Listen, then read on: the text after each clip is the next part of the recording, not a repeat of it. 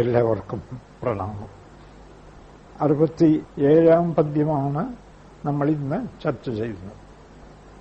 66-ാം പദ്യത്തിൽ ഭോക്താവും ഭോജ്യവും ആയി മാറുന്ന ജഡപ്രപഞ്ചം ഇങ്ങനെ എല്ലാ കാലത്തും വന്നും പോയും ഇരിക്കും. ഇത് അഖണ്ഡ ബോധരൂപമായ ബ്രഹ്മത്തിൽ മായ ഉണ്ടാക്കി കാണിക്കുന്ന വെറുമൊരു ഇന്ദ്രജാലമാണ്. ഇത് ആവർത്തിക്കുന്നു. അവിടെ ഓരോ ഘട്ടത്തിലും ഭോക്താവ് ഭുജിക്കുന്നയാൾ, ഭുജിക്കപ്പെടുന്ന വസ്തു, ഇങ്ങനെ രണ്ടായി ഈ ജഡപ്രപഞ്ചം വേർതിരിയുന്നു. എന്തായാലും ഇങ്ങനെ പരിമിത രൂപത്തിൽ ഉണ്ടായി മറയുന്ന കാഴ്ചകൾ, ഉണ്ടാകാത്ത മറയാത്ത ഒരു അപരിമിത വസ്തുവിൽ നിന്ന് മാത്രമേ സാധ്യമാവൂ. ഇതൊക്കെ എവിടെ നിന്ന് പൊന്തി വരുന്നു, എവിടെ നിലനിൽക്കുന്നു, എവിടെ തിരിച്ചു ലയിക്കുന്നു? അത് ഒരപരിമിത വസ്തു ഉണ്ടെങ്കിലേ പറ്റൂ.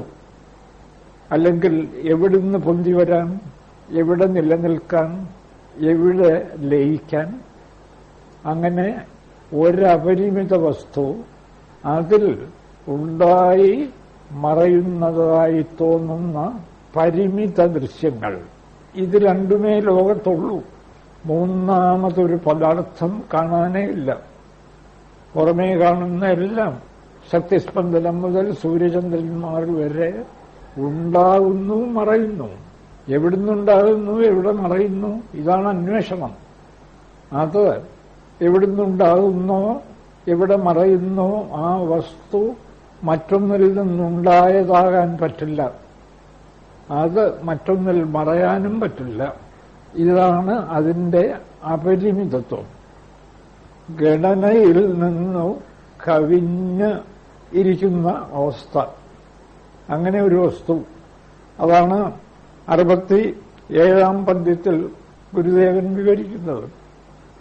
ഗണനയിൽ നിന്നു കവിഞ്ഞതൊന്ന്. ഗണന, അതിനെക്കുറിച്ച് ചിന്തിച്ച് ചില ചോദ്യങ്ങൾക്ക് ഉത്തരം നേടാമെന്ന് വെച്ചാൽ സാധ്യമല്ല. കാലദേശ പരിമിതി ഒന്നും അതിനില്ല. അതെപ്പോഴുണ്ടായി, അതാണ് കാലപരിമിതി. കാലം പോലും ആ വസ്തുവിൽ തോന്നുന്ന ഒരു മായയാണ്, മായാപ്രതിഭാസം. അപ്പൊ പിന്നെ ആ കാലത്തെ ആശ്രയിച്ചുകൊണ്ട് ആ വസ്തുവിനെ എങ്ങനെ അളക്കാൻ പറ്റും? അതുപോലെ തന്നെ ദേശവും നാം കാണുന്നു. എവിടെയുണ്ടായി ആണ് ദേശപരിമിതി, എവിടെ നിലനിൽക്കുന്നു ദേശപരിമിതി.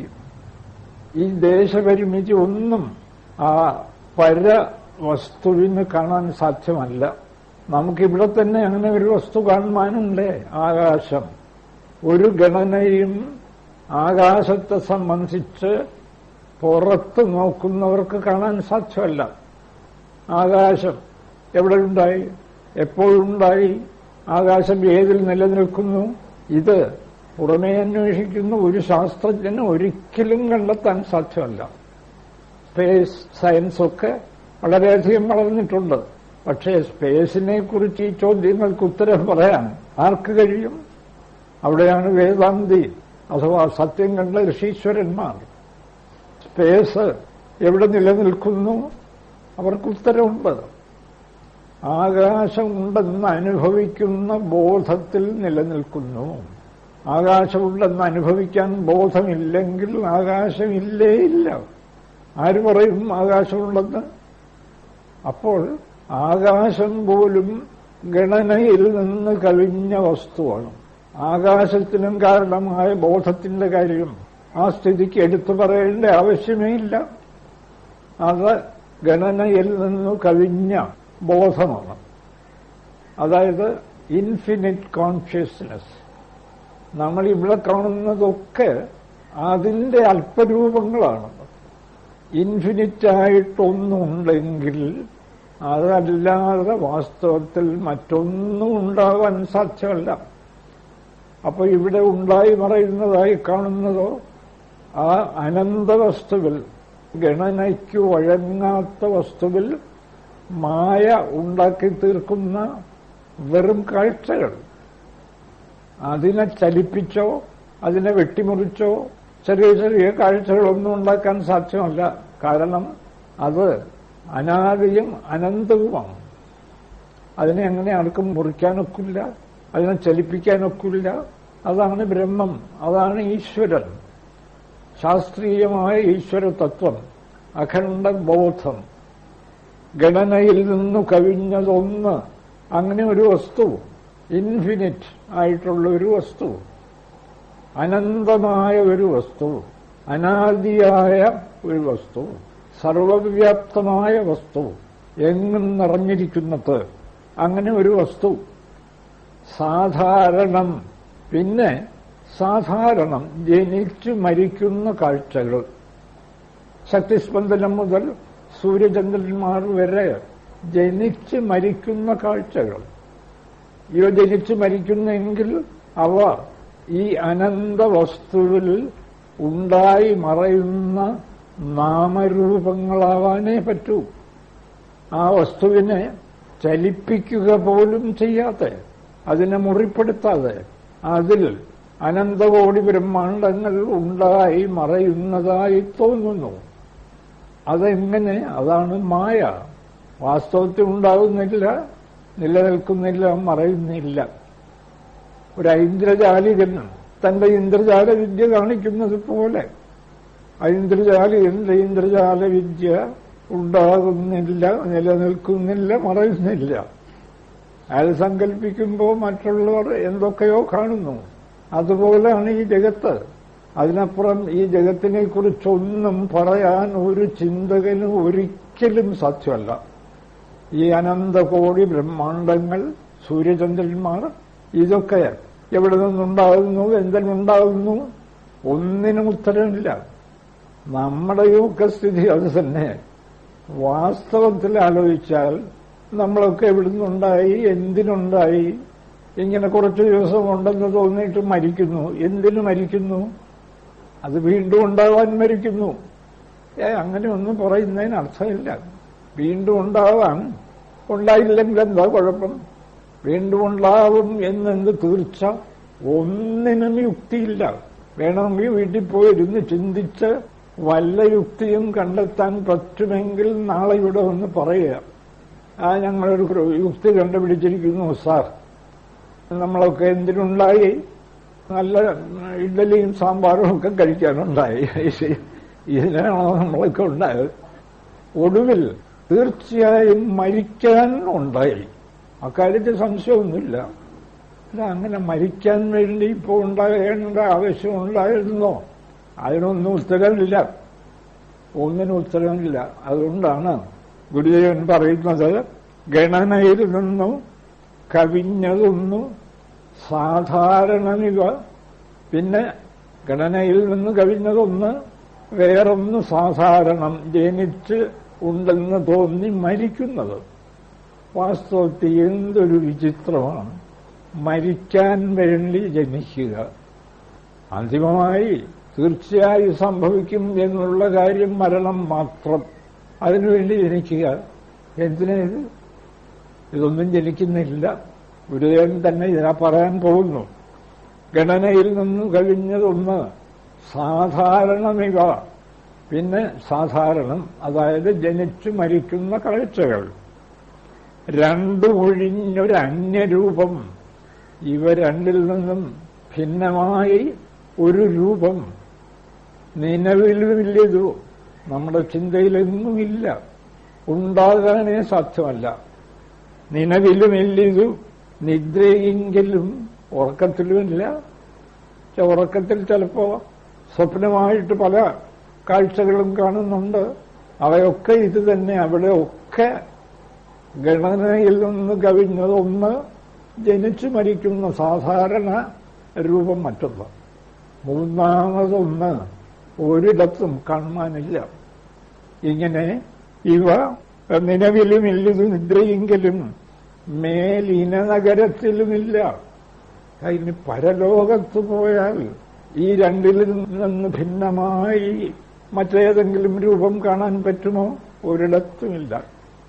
ഇനനഗരം, ഇനെന്ന് വെച്ചാൽ സൂര്യന്റെ നഗരം, ഇന്ദ്രന്റെ നഗരം, സ്വർഗം, ചുരുക്കത്തിൽ പരലോകം. പരലോകത്തിൽ പോയി നമുക്ക് മൂന്നാമതൊരു വസ്തുവിനെ കണ്ടുപിടിക്കാൻ പറ്റുമോ? ഒരിടത്തും സാധ്യമല്ല. ഇനനഗരത്തിലും എങ്ങുമില്ല നൂനം. ഒന്ന് ഗണനയിൽ നിന്ന് കവിഞ്ഞ വസ്തു, മറ്റൊന്ന് ജനിച്ച് മരിക്കുന്ന കാഴ്ചകൾ. ഗണനയിൽ നിന്ന് കവിഞ്ഞ ഒരു വസ്തു ഉണ്ടെങ്കിൽ, അതായത് ഇൻഫിനിറ്റ് ആയിട്ടൊന്നുണ്ടെങ്കിൽ, അതല്ലാതെ മറ്റൊന്നും പിന്നെ ഉണ്ടായിരിക്കാനേ സാധ്യമല്ല.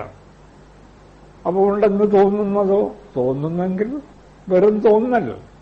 ഇന്ദ്രജാലം, ഭ്രമം, ഇതൊക്കെ കേട്ട് പരിഭ്രമിച്ചു പോണ്ട. ഇതൊരു ഗംഭീരമായ കളി. അവനവന് ചെയ്യാവുന്നതൊക്കെ ന്യായമായി, യുദ്ധമാണെങ്കിൽ യുദ്ധം, രാജ്യഭരണമാണെങ്കിൽ രാജ്യഭരണം, കച്ചവടമാണെങ്കിൽ കച്ചവടം, കൃഷി, എന്തുമാവട്ടെ ഗംഭീരമായിട്ട് നടത്തുക. പക്ഷെ ഇത് ഓർമ്മ വേണം, ഒന്നുമില്ല. ഇതൊക്കെ എന്തിനു വേണ്ടി ചെയ്യുന്നു? ആര് വേണോ സ്വയം ചോദിക്കട്ടെ, മരിക്കാൻ വേണ്ടി. അങ്ങനെയല്ല സാർ, അല്ല, നിങ്ങൾ സമ്മതിക്കില്ല. പക്ഷെ കാര്യം അതാണ്, മരിക്കാൻ വേണ്ടിയാണ് ഇതൊക്കെ ചെയ്യുന്നതെന്ന് പറഞ്ഞാൽ ആരും സമ്മതിക്കില്ല. എന്നുവെച്ചാൽ ആരും ഉടനെ ഒന്നും മരിക്കില്ല എന്നൊക്കെയാണല്ലോ എല്ലാവരുടെയും തീരുമാനം. പക്ഷെ അന്തിമമായി ജനിച്ചാൽ നിശ്ചയമായും നടക്കുന്നുള്ള ഒരൊറ്റ കാര്യം മരണം. ബാക്കിയൊക്കെ വരാം, സൂക്കേട് വരാം, വരാതിരിക്കാം, പണം വരാം, വരാതിരിക്കാം, ജോലി കിട്ടാം, കിട്ടാതിരിക്കാം, രാജ്യം ഭരിച്ചു എന്ന് വരാം, ഭരിക്കാതിരിക്കാം. നമ്മൾ ഇന്നലെയൊക്കെ പറഞ്ഞതുപോലെ ഗംഭീരന്മാരായ രാജാക്കന്മാർ വരുന്നു, പോകുന്നു.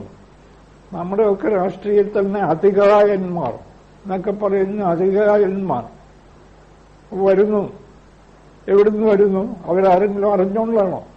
ഇപ്പം മഹാത്മജിയോ പണ്ഡിറ്റ് നെഹ്റുവോ ഒക്കെ വന്നത് ഇവിടെ സ്വാതന്ത്ര്യം നേടിക്കൊടുക്കണമെന്ന് നേരത്തെ നിശ്ചയിച്ചറിയാതെ വന്നതാണോ? ഇതെല്ലാം ഒരു ഒഴുക്കാണ്. കർമ്മ നദി പ്രവഹിക്കുന്നു. അത് ചില നേരം പോക്കുകൾ കാണിക്കുന്നു. ആ നേരം പോക്കിനെ അതിജീവിക്കാൻ ഒരുത്തർക്കും സാധ്യമല്ല. ഞാൻ പലപ്പോഴും വിചാരിച്ചിട്ടുണ്ട് മഹാത്മജിയെക്കുറിച്ച് തന്നെ.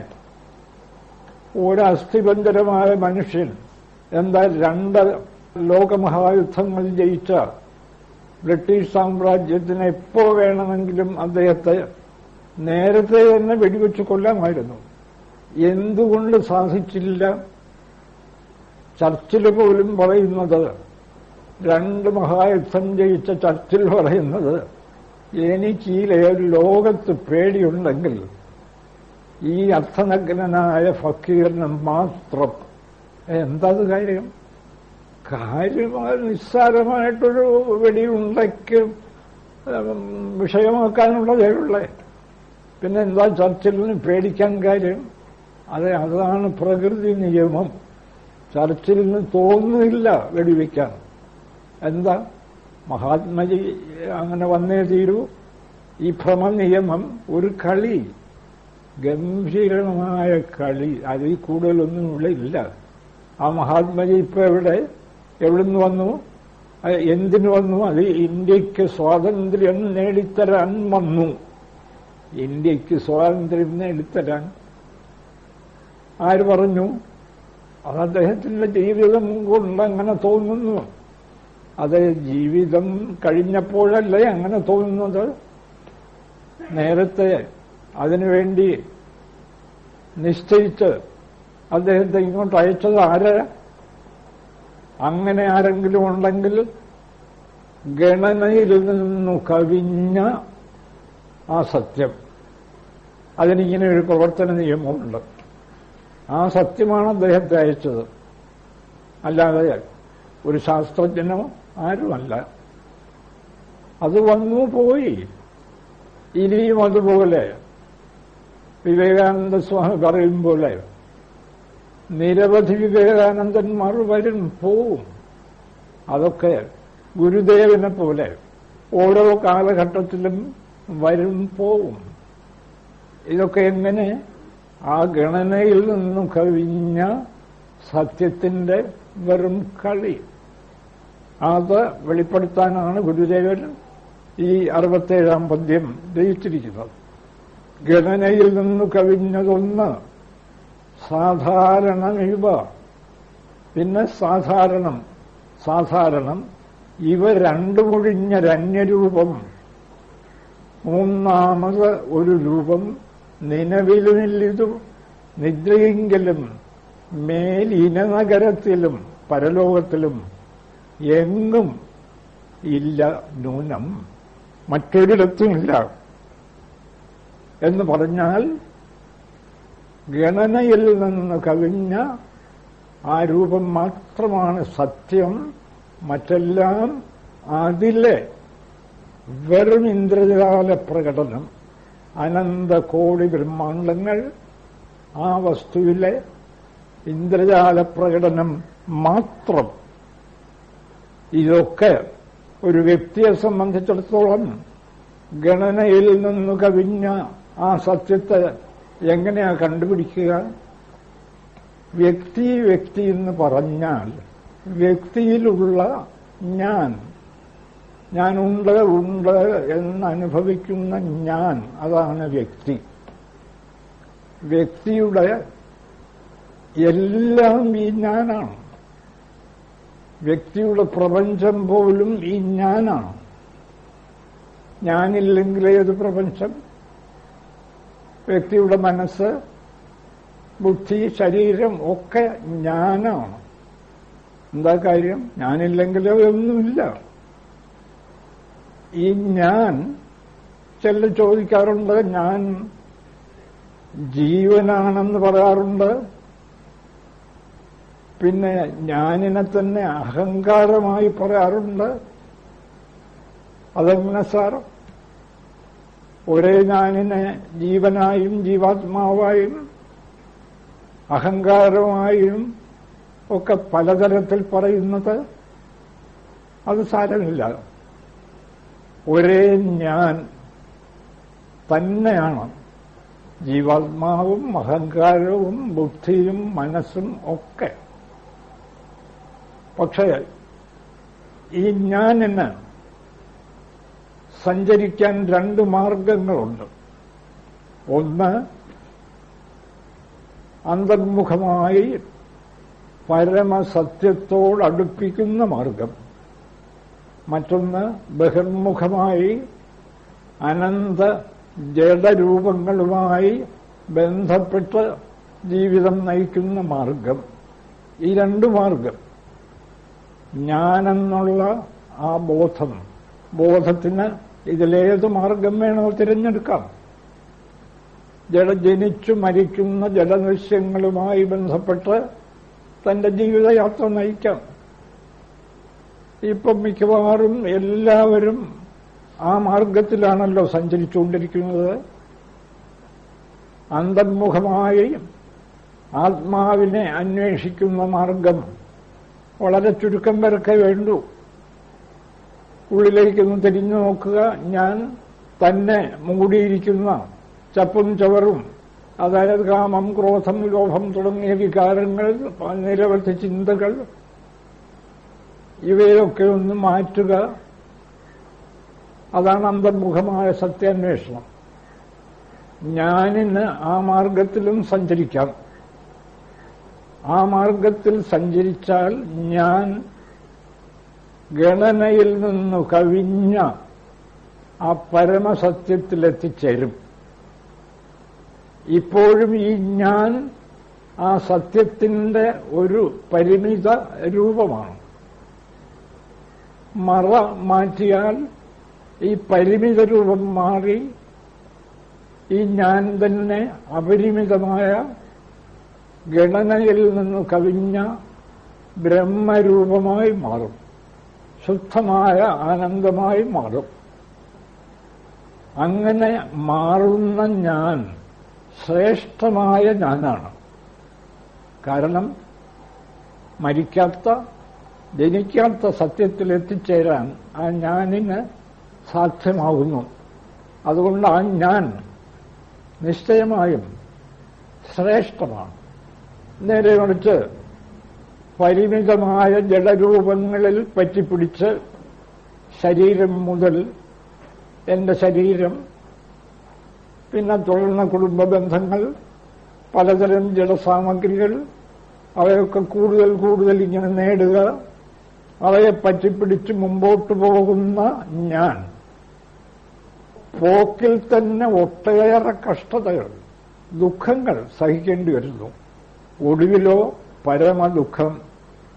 കാരണം നേടിയതൊക്കെ നഷ്ടപ്പെട്ട് ശരീരം പോലും ഉപേക്ഷിച്ച് മറയേണ്ടിയിരിക്കുന്നു. എങ്ങോട്ടാണ് മറഞ്ഞതെന്ന് നിശ്ചയമില്ല. ഇനി എന്താണ് ഗതിയെന്നൊരു നിശ്ചയവുമില്ല. കൂരിരുട്ടിൽ മറയാനിട വരുന്നു. ആ യാത്രയുടെ ഫലം അതാണ്. ഇതാർക്കാണ് ചിന്തിച്ച് മനസ്സിലാക്കാൻ കഴിയാത്തത്? ഇന്ന് തന്നെ പത്രങ്ങളൊക്കെ എടുത്തു നോക്കിയാൽ എന്താ നിരവധി ജീവിതങ്ങൾ, എന്തിനെന്നോ എങ്ങോട്ടെന്നോ ഒരു നിശ്ചയവുമില്ല. ദിവസേന ആത്മഹത്യ ചെയ്യുന്ന ജീവിതങ്ങൾ തന്നെ നിരവധി. എന്തിനാണിത്? കൂരിരുട്ടിൽ മറയുന്നു. ഇതിനാണോ ജീവിതം ആരംഭിച്ചത്? ഒരു പിടിയും കിട്ടാത്ത ദുഃഖമയമായ ജീവിതം നയിച്ച് കൂരിരുട്ടിൽ മറയുന്നു. പരിമിതമായ ജഡരൂപങ്ങളിൽ പറ്റിപ്പിടിച്ചുകൊണ്ട് ഒരു ഞാൻ മുന്നോട്ട് നീങ്ങിയാൽ ഇതാണ് അവസാനം. അതുകൊണ്ട് അങ്ങനെയുള്ള ഞാൻ ശ്രേഷ്ഠമായ ഞാനല്ല. അഹങ്കാരം, അതിനെയാണ് അഹങ്കാരം എന്ന് പറയുന്നത്. അത് രാപകൽ താൻ കേവനാണെന്നും തനിക്ക് കഴിയാത്തതായുള്ള മറ്റൊന്നുമില്ലെന്നും ഒക്കെ ചിന്തിച്ച് മായാവലയത്തിൽപ്പെട്ട് അതിൽ നിന്നും രക്ഷപ്പെടാൻ കഴിയാതെ കൂരിരുട്ടിൽ മറയുന്നു. ഈ പറയുന്നതിലൊക്കെ ആർക്കെങ്കിലും അഭിപ്രായ വ്യത്യാസം പ്രകടിപ്പിക്കാൻ പറ്റുമോ വെച്ചാൽ സാധാരണ ചിന്തിക്കുന്നവർക്ക് പോലും ബോധ്യപ്പെടുന്ന ജീവിതഗതി. അങ്ങനെ ജഡവിഷയങ്ങളുടെ പിന്നാലെ പോകുന്ന ഞാൻ, നീചമായ ഞാൻ, ശ്രേഷ്ഠമല്ല. ഒരേ ഞാൻ തന്നെ വഴിയുടെ വ്യത്യാസം കൊണ്ട് ഒന്ന് ശ്രേഷ്ഠമാവുന്നു, മറ്റൊന്ന് നീചമാവുന്നു. ഇതേതുപോലെ ഒരാൾ സന്ധ്യയ്ക്ക് വഴി നടന്നു പോകുമ്പോൾ ഒരു പാമ്പ് കിടക്കും പോലെ തോന്നി വഴിയിൽ. വാസ്തവത്തിൽ അവിടെ പാമ്പൊന്നുമില്ല, അവിടെ കിടന്നത് ഒരു കയറാണ്. ഈ തോന്നുന്ന ആൾക്ക് ഒന്നുകിൽ അത് പാമ്പാണെന്നുറപ്പിച്ച് ആ പാമ്പിനെക്കുറിച്ച് ചിന്തിച്ച് അതേത് തരം പാമ്പാണ്, എന്തുമാത്രം വിഷമുണ്ട്, അതിന്റെ പത്തി എവിടെ, അതിന്റെ വാലെവിടെ എന്നൊക്കെ ചിന്തിച്ച് വീട്ടിൽ പോയി കിടന്നുറങ്ങി ഭയപ്പെട്ട് നിലവിളിച്ച് കാലത്തെ വീണ്ടും ഉണരാം. അത് ഇരുണ്ട മാർഗമാണ്, അയാൾ സഞ്ചരിക്കുന്ന ഇരുണ്ട മാർഗം. നേരെ മറിച്ച് പാമ്പിനെ കണ്ടു ധൈര്യമായി ഇത് പാമ്പാണോ എന്ന് പറഞ്ഞ് അതിനെ സമീപിക്കുക.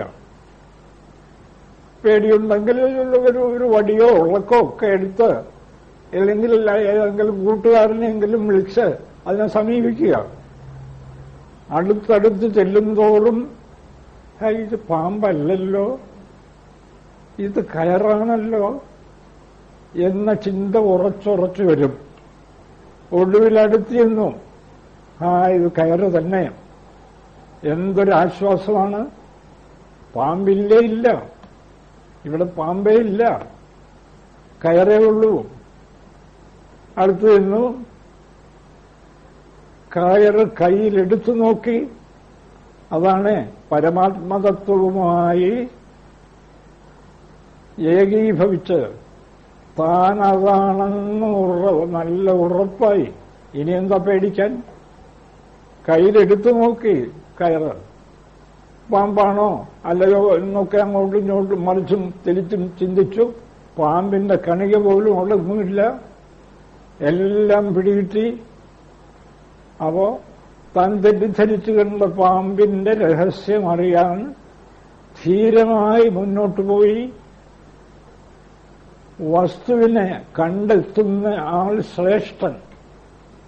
നേരെ മറിച്ച് ധീരതയില്ലാതെ ഭയന്ന് ഞാൻ അടുത്തോട്ട് പോവില്ല, ഇത് പാമ്പ് തന്നെ എന്ന പാമ്പിന്റെ ചിന്ത ഉറപ്പിച്ചുറപ്പിച്ചു പോയ ആളോ വീട്ടിൽ ചെന്ന് കിടന്ന് നിലവിളിച്ച് പിറ്റേ ദിവസം എണീറ്റ് വരുന്നു. ഇതുപോലാണ്. ഇക്കാര്യമാണ് ഗുരുദേവൻ മനോഹരമായ ഒരു പദ്യത്തിൽ 68-ാം പദ്യത്തിൽ വിവരിക്കുന്നത്. അരവ വടാകൃതി പോൽ. അരവെന്ന് വെച്ചാൽ പാമ്പ്, വടമെന്ന് വെച്ചാൽ കയറ്. അപ്പോ സന്ധ്യയ്ക്ക് തെറ്റിദ്ധരിച്ച് പാമ്പുണ്ടെന്ന് തോന്നുന്നിടത്ത് ചിലപ്പോ ശരിക്കും വെറും ഒരു കയറായിരിക്കും കിടക്കുന്നത്. അരവ വടാകൃതി പോൽ. അഹന്ത, ഒരേ അഹന്ത തന്നെയാണ് ഈ രണ്ടു വഴിയിലും സഞ്ചരിക്കുന്നത്. വഴിയുടെ ദോഷമാണ് അഹന്തയെ ഒരു ഭാഗത്ത് കൂരിരുട്ടിലകപ്പെടുത്തുന്നത്, മറുഭാഗത്ത് ശുദ്ധമായ വെളിച്ചം കാട്ടി രക്ഷപ്പെടുത്തുന്നത്. അരവ വടാകൃതി പോൽ. അരവത്തിന്റെയും പാമ്പിന്റെയും വടത്തിന്റെയും കയറിന്റെയും ആകൃതി പോൽ അഹന്ത രണ്ടായ അറിവിലും അങ്കിയിലും കടക്കാതെ രണ്ടായി പിരിഞ്ഞ് വഴിയുടെ വ്യത്യാസം കൊണ്ടാണ് രണ്ടെന്ന് തോന്നുന്നത്. ഒരേ അഹന്ത അറിവിലും അങ്കിയിലും കടക്കയാലേ ഒരേ അഹന്ത തന്നെ. അറിവിൽ കടക്കുന്നു പദാർത്ഥബോധം, ജഡബോധം. അതാണ് ഇവിടുത്തെ അറിവ്. അറിവെന്നുള്ള പദം പല അർത്ഥത്തിലും ഗുരുദേവൻ ഈ ആത്മോപദേശ ശതകത്തിൽ പ്രയോഗിച്ചിട്ടുണ്ട്. ശുദ്ധമായ ബ്രഹ്മം എന്ന അർത്ഥത്തിൽ, ജീവാത്മാവെന്ന അർത്ഥത്തിൽ, അതുപോലെ പദാർത്ഥബോധം, ഓരോ പദാർത്ഥത്തെയും കുറിച്ച്, ജഡത്തെയും കുറിച്ച് നേടുന്ന അറിവ് എന്നിങ്ങനെ പല അർത്ഥത്തിലും പ്രയോഗിച്ചിട്ടുണ്ട്. ഇവിടെ ഇപ്പോ ആദ്യത്തെ അറിവ് പദാർത്ഥബോധം. ഇത് അമീബ, ഇത് സൂര്യൻ, ഇത് വീട്, ഇത് കസേര എന്നിങ്ങനെ തോന്നുന്ന പദാർത്ഥബോധമാണ് അറിവ്. അപ്പൊ ഒരേ അഹന്ത പദാർത്ഥബോധത്തിലേക്ക് കടക്കുന്നു. അതേ അവസരത്തിൽ അതേ അഹന്ത തന്നെ അങ്കിയിലും, അങ്കി എന്ന് വെച്ചാൽ ആത്മാവ്, ഈ ജഗത്തിനെ മുഴുവൻ തന്റെ അംഗമായി സംരക്ഷിച്ചു പോരുന്ന ജഗദീശ്വരൻ, ആത്മാവ്, ബ്രഹ്മം. അപ്പോൾ ഒരേ അഹന്ത തന്നെ പദാർത്ഥബോധത്തിലേക്ക് കടക്കുന്നു. അതായത് ഓരോന്നും അന്യയെ ആശ്രയിച്ച്, ഇത് കസേര, ഇത് മേശ, ഇത് സൂര്യൻ, ഇത് ചന്ദ്രൻ എന്നിങ്ങനെ നാനാവിധമായ നാമരൂപങ്ങളെ സത്യമെന്ന് ഭ്രമിച്ച് അവയുടെ പിന്നാലെ പറ്റിക്കൂടുന്നു ഒരേ അഹന്ത. അതേ അഹന്ത തന്നെ മറ്റൊരു വഴിക്ക് തിരിഞ്ഞ്, ഉള്ളിലേക്ക് തിരിഞ്ഞ് ആത്മാവിനെ അന്വേഷിക്കുന്നു. അതാണ് അങ്കി. അങ്കിയിലും കടക്കയാലേ അറിവിലും അങ്കിയിലും ഒരേ അഹന്ത കടന്നു ചെല്ലുന്നു. പക്ഷേ അറിവിൽ, പദാർത്ഥബോധത്തിൽ കടന്നു ചെല്ലുന്ന അഹന്ത അനാര്യ, മോശപ്പെട്ടവർ, മോശപ്പെട്ട അഹന്ത, നീചമായ അഹന്ത. എന്താ കാര്യം? ആ പദാർത്ഥങ്ങളുടെ, ഇന്ദ്രിയ വിഷയങ്ങളുടെ പിന്നാലെ പോയി ഒടുവിൽ എന്തിന് ജനിച്ചുവെന്നോ എന്തിന് ജീവിച്ചുവെന്നോ ഒരു പിടിയും കിട്ടാതെ കൂരിരുട്ടിൽ മറയുന്നു.